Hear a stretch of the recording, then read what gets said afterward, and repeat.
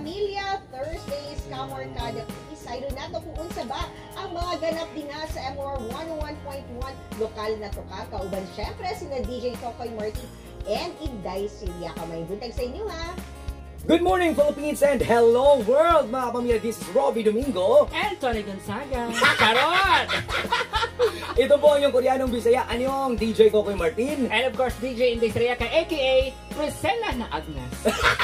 Madayaw daw mga pamilya, kadayawan feels na no? Ang excited mo na i-invite mo sa itong mga kadayawan activities on August 10. Makauban na to ang DXAB para sa Lingkod Kapamilya. Yes, of course, daghan kay kuya no mga libreng serbisyo mga higala kung saan tugid mo karong Agosto 10 diya sa may Tidoro Palmail Elementary School. Kay libre ning tanan bay bayad.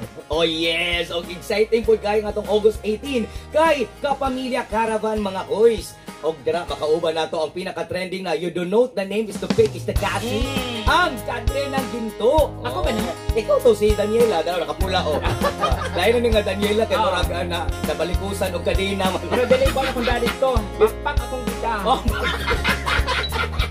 Og syempre aside sa kadena gito, namon ang nangumiti ang langit cast mga kapamilya no. Og ang atong pinakaabangang grand showdown ng MOR Hip Hop Dance Showdown mga kapamilya. Atong top 10 isa ka dahil ang pinaka the best katawan sa dance floor na mahimong grand champion. Warang maglibog ito mga hurado ni Koy kay nga no, grabe kita ito ang mga sumasama para sa ibigay sa sayaw sa MOR o basta-basta kaya mong gihasasan pag ayaw mo siya. Grabe kung paghasas ni ini. Bonang kita-kista ninyo sa RMC Petrogas Arena mga boys. August 18 po yan.